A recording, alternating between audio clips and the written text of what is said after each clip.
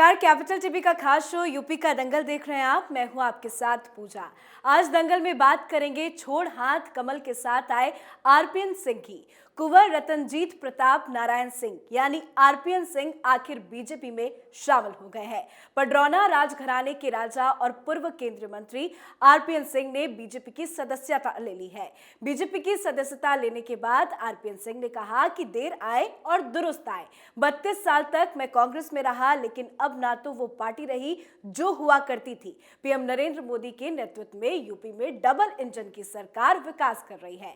साथ ही आज बात करेंगे सपा की तरफ से जारी की गई नई लिस्ट की। तो इन खबरों पर चर्चा के लिए हमारे साथ स्टूडियो में मौजूद हैं कैपिटल टीवी के editor in chief doctor Manish Kumar. Doctor साहब, बहुत बहुत स्वागत है आपका। धन्यवाद। छोड़ हाथ कमल के साथ आ गए हैं आरपीएन सिंह। कांग्रेस को कितना बड़ा झटका और बीजेपी को कितना फायदा? देखिए, कांग्रेस पार्टी की अब ये परिपाटी हो गई है कि जो परफॉर्मर है उसको साइडलाइन करो जी, उसको जलील करो, उसको आइसोलेट कर दो, उसको कोई जिम्मेदारी मत दो, उसको बाकायदा सो कह सकते हैं कि उसको छटाई कर दो।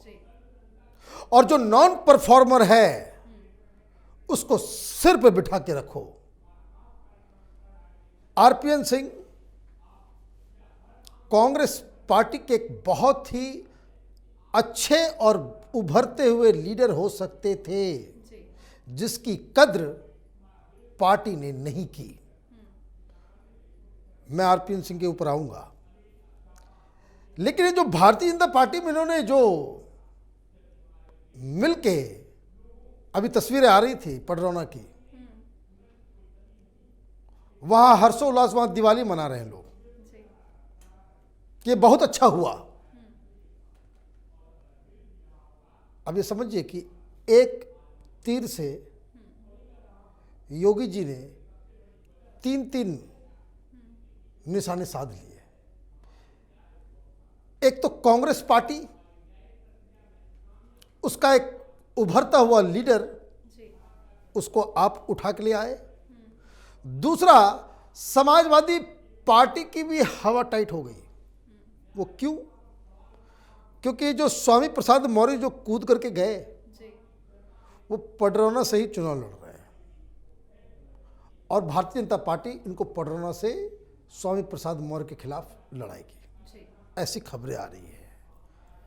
अब ये जो अपने आप को बहुत बड़े ओबीसी लीडर बता रहे थे, अब अपनी सीट बचा के दिखाएं, तब तो ये समझ में आए भाई कितने बड़े लीडर हैं। भारतीय जनता पार्टी के लिए एक बात कहना पड़ेगा, जो कहते हैं कि टीका के निशाना लगाने का।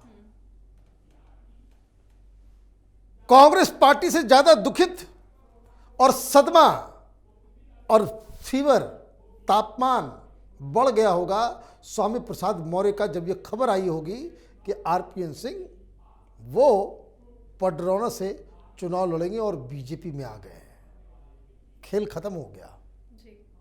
सारी ये जो ओबीसी लीडर हैं, तो पिछड़े दलितों और मुसलमानों के साथ बड़ा अन्याय हुआ, ये जो नैरेटिव चल रहा था, वो अपनी सीट बचा के दिखाएं ये लोग।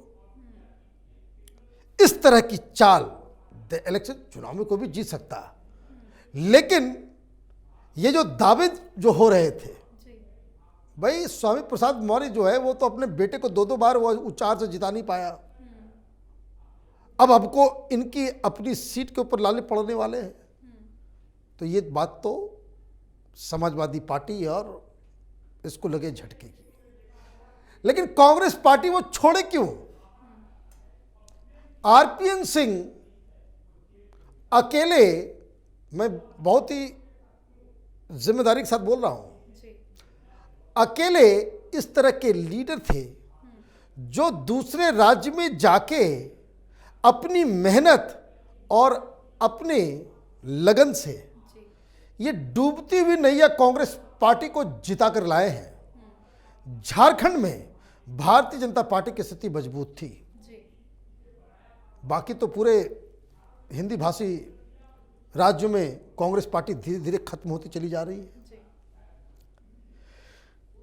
कांग्रेस पार्टी के साथ झारखंड मुक्ति मोर्चा के साथ गठबंधन से लेकर के, टिकट से लेकर के, कैंपेन से लेकर के सारी चीज़ें उन्होंने तय की और भारतीय जनता पार्टी को हराने में कामयाब रहे।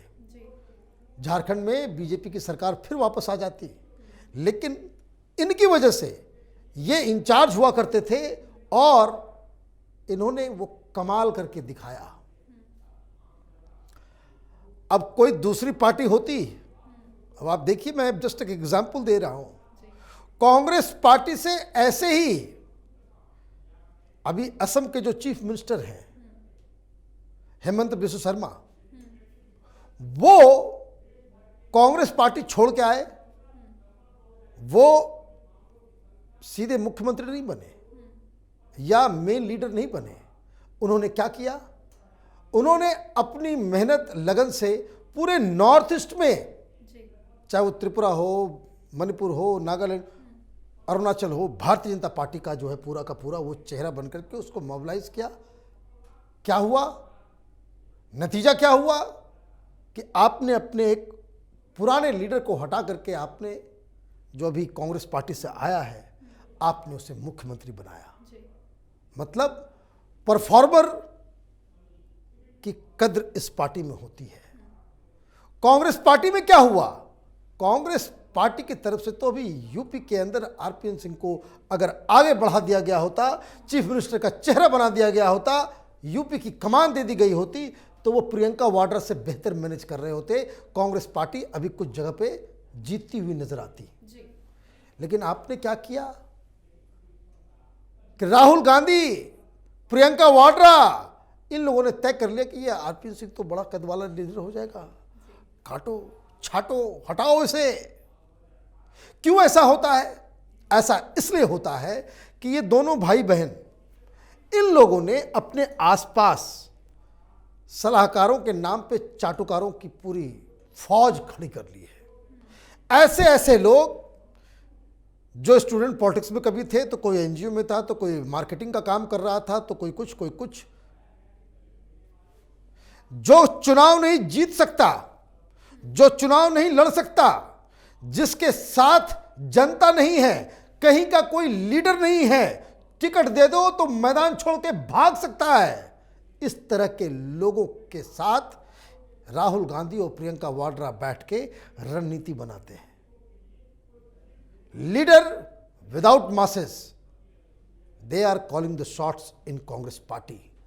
तो ये जो इस तरह के जो एसी कमरों में बैठ के बैकरूम बॉयज जो होते हैं, वो उनके पास सबसे बड़ा खतरा यही होता है कि समर्थन वाला, कोई अक्लमंद आदमी, मोबिलाइजर, कोई अच्छे ढंग का मैनेज करने वाला, अगर उसकी हैसियत बढ़ेगी तो फिर हमारा क्या होगा? तो लायन एंड फॉक्सेस, ये डिफरेंस है। तो होता है कि जंगल में बब्बर शेर भी कभी इन भेड़ियों के चक्कर में फंस जाता है तो उसकी मौत हो जाती है। कांग्रेस पार्टी में यही हुआ है और इसलिए वो वहाँ से छोड़ के आए और भारतीय जनता पार्टी में इसलिए ज्वाइन किया क्योंकि उनको ये मालूम है कि इनके ही मित्र सिंधिया साहब, वहाँ पे ऑलरेडी सरकार है, पॉपुलर लीडर है। आप भारतीय जनता पार्टी में आते हैं, आपको मंत्री भी बनाया जाता है। आपको ये ऐसा नहीं कि पद के लिए चाहिए उनको पैसे और इसका उस तरह के लीडर में से नहीं है आप।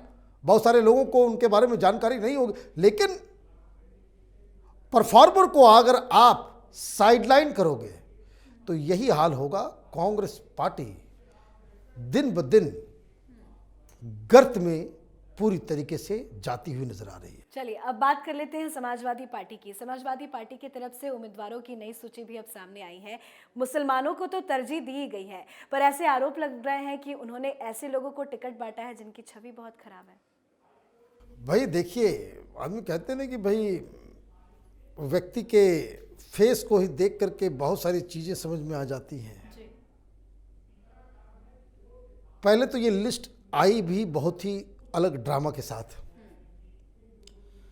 पत्रकार पूछ रहे थे, बीजेपी वाले भी पूछ रहे थे, भाई सेकंड लिस्ट दिखाओ, सेकंड लिस्ट दिखाओ।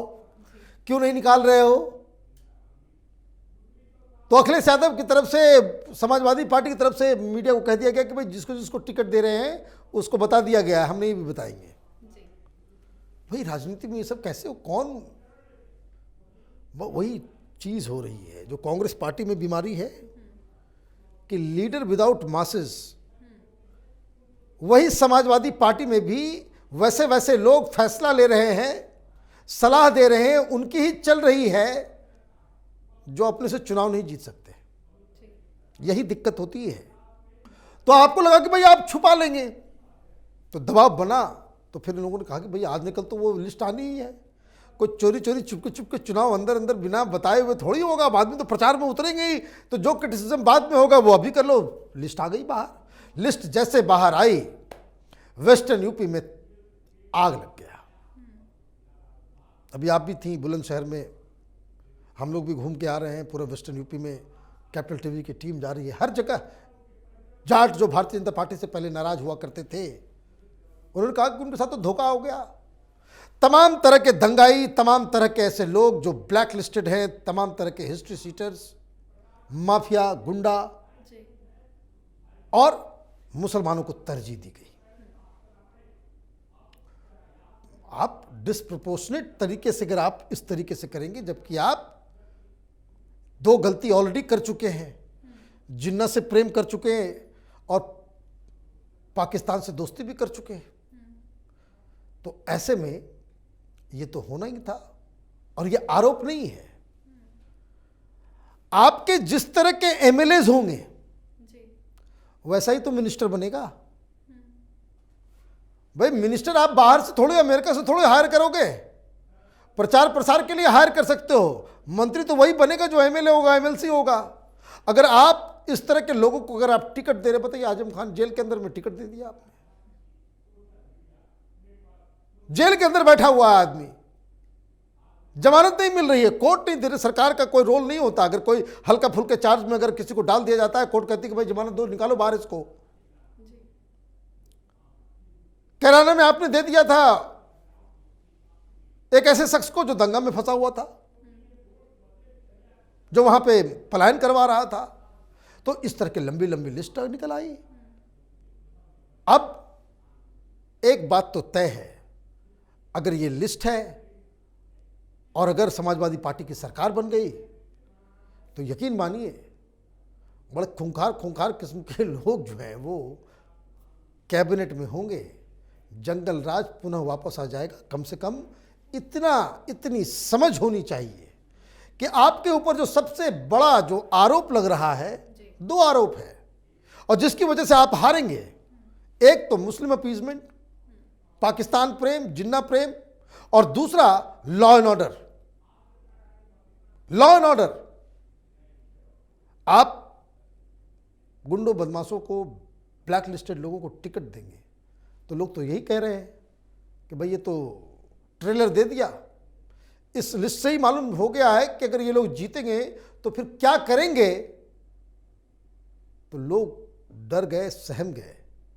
तो ये मुझे लगता है कि अखिलेश यादव को बड़े सोच समझ के कि जो अटैक किया जा रहा है उस अटैक को कैसे डक करना है, वो इस लिस्ट से वो नहीं कर पाए। चलिए, बहुत बहुत शुक्रिया बातचीत के लिए। धन्यवाद। तो सपा की तरफ से जारी इस 159 प्रत्याशियों की सूची में 64 ओबीसी उम्मीदवारों को टिकट दिया गया है। इनमें 15 यादव उम्मीदवार हैं, जबकि गैर यादव ओबीसी प्रत्याशियों की संख्या 49 है। जाहिर है कि अखिलेश ने गैर यादव ओबीसी जातियों पर एक बड़ा दांव चला है। अब देखना होगा ऐसे प्रत्याशियों को टिकट देकर सपा कितनी सीटें अपने नाम करती है। आज के इस खास शो यूपी के दंगल में फिलहाल इतना ही। मुझे दीजिए इजाजत। नमस्कार।